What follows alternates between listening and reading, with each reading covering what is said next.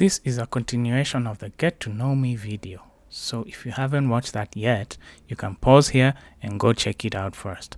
The video is just a few minutes, I promise. Subscribe and stay tuned for more videos.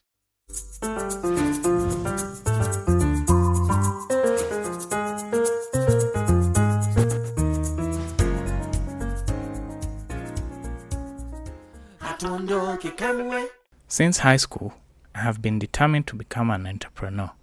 I don't know what convinced me particularly, but to me, being employed was not an option. Upon graduating from university and returning, I founded my media company, G Media. It is a company that deals with everything multimedia, from graphic design and motion graphics to video editing and photography, you name it. The only thing about it was that I had to do all these things myself since I couldn't employ anyone just yet. This also meant that I, too, was the secretary, the accountant, the manager, and everybody in between. It was a lot, but I had a dream and a vision of where I wanted to take this company. I got to work from home, looking for jobs that I could do on a contract basis. I did a lot of free work with the aim of marketing myself. I also got some decent paying gigs here and there. However, as any self-employed person would know, these periods of work came and went, followed by a period of time when there was no work. So the struggle was real. Luckily or unluckily, I was able to live with my parents for quite a while as I waited for things to pick up. I'm thankful they didn't kick me out, but I also wish I had been able to move out sooner. As this was happening, opportunities arose to secure contract-based employment. I didn't really mind this since I knew it would be for just a short time, and then I'd go back to my usual hustle. My first job was during my college years at a place called Design 40. It was an interior design company. The best thing about the job was the people I worked with. They were young and easy to get along with. I really enjoyed it there. I also appreciated the story of the founder and how he built the business. It was inspiring to me since I wanted to achieve similar success at some point in my life. I also had the opportunity to work at a place called Rich Productions, a small company that worked on a rather popular show that aired on KBC, a local national TV show called Road to Success. I didn't stay there long because I didn't enjoy it much there. However, from the brief time I was there, I learned a thing or two about how to produce a TV show for TV standards. One of my roles was to take the edited video from the office to Equity, the show's sponsors, for their review before it was sent to the TV station. Sometimes I even got the chance to take it directly to the KBC studio, which, for someone who is passionate about production, felt really cool to enter. And it had to be delivered in good time so that it could be slotted into the TV schedule. Failure to do so would result in the show not being aired, and you would probably lose your job in an instant. The people I worked with there were also great and fun. I do appreciate that the owner gave me a chance. The best place I got to work at, though, was a company called Sound Events. Now, this was a place where I was thrilled to be. They were mostly an events company. However, they had a design department. It was a big and successful company back then, before it came crashing down.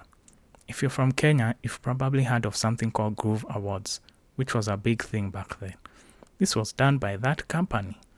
They also handled a significant amount of event work for major corporations and government entities in the East African sector, including Safaricom. That was how successful this company was, founded by the man Kevin Muley. This is one man I respect highly because of what he has accomplished. I would love to sit down with him.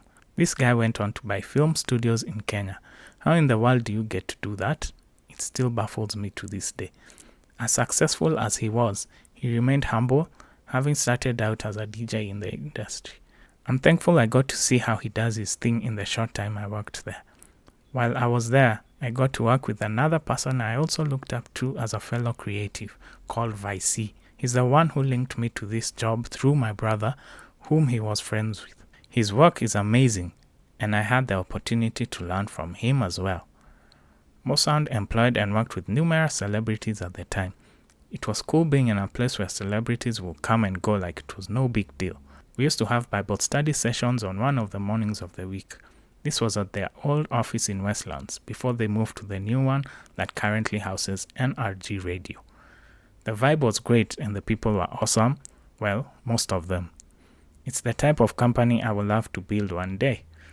I had the opportunity to create performance visuals for one of Kenya's top gospel artists at the time, Willie Paul. This was one of my career highlights. I would have continued working here if I hadn't been ruthlessly told that my time was done and I wasn't needed anymore, just 3 months into my 6-month contract. The worst part was that I hadn't even done anything wrong. It took a while to heal from this because I just couldn't understand why for many years. It even affected my faith because I will ask God how He would give me such a good opportunity only to have it end so abruptly.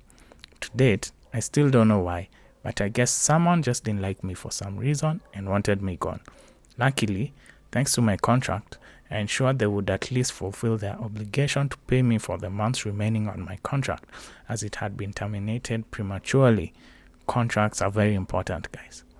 After this experience, I vowed never to accept a job of that nature again, which would essentially require me to spend the entire day in someone's office. After all, I'm a creative, and we don't thrive by being locked up in a room the whole day. I wish employers would understand this fact and how it kills our inspiration to create. Over the years, I have done a lot of hustles. I enjoy work that requires me to use my hands, which might be surprising to you, as I often come out as a geeky computer type who would rather spend the whole day in front of a screen. I have created and sold armbands, t-shirts, artwork, baked goods, and more. During early COVID days, I would see this guy walking around the neighborhood where I used to live, selling these storage drums. Then I thought, how cool would it be if I painted these drums and tried to sell them? For me, once I get an idea, I go all out on it. So I went and purchased some drums, came home, and started painting. When I started selling, I realized people actually liked these drums. You wouldn't believe it if I told you how these drums sustained me when COVID hit and other jobs stopped coming in. I believe God opened my eyes to this opportunity at just the right time, and I was a bachelor at the time. Later on, after things opened up, I opened up a print shop in the Nairobi West area. It ran for 1 year, but I eventually had to close it because I wasn't making enough to keep the shop running. I learned a lot from this experience though. My parents were not business people, and neither were most of the people close to me. So a lot of what I have learned about business has been through trial and error. The failures have been plenty, and I continue to learn. 2 years ago, I left the design industry, frustrated after years of working there, and I wanted to try something new. I took some courses at Boma Institute, which helped me enter the food industry. That, combined with extensive research and trials, led me to one of the things I currently do, preparing and selling pastries. It's still tough, but I love and enjoy it. You can actually order right now through Bolt Food. Come on, go ahead. Would I have done things differently? Yes. I would have started out with employment and built myself and my savings to a point where I was comfortable enough to leave and start my own thing. I also wouldn't advise anyone to just quit their employment to start a business. Start as a side hustle, and when the business grows enough, then you can hand in your resignation with less worry about making ends meet. I am thankful for the life I have lived so far. It has been rough, still is, but God has always been there. I have not had a steady income all my life, except maybe for the few months I worked at Mossad, but I've never missed having a meal or been unable to pay my bills. God comes through in some way or another at just the right time. I'm a witness that God truly answers prayers in His time. There are so many things I would like to do. I have awesome ideas in my mind that could help a lot of people, but all in the right time. Success also comes in many forms, not just what the world often portrays it as. I also want to learn many more things, like how to do carpentry or how to fix cars so that I'm not dependent on mechanics. I'd like to be a farmer one day and live off the food from my farm. How to build houses, because I enjoy the process of creating this marvelous, tangible thing out of an idea. The sky is the limit as long as I'm alive. But you need money and time for all these things. Such is the paradoxical nature of life.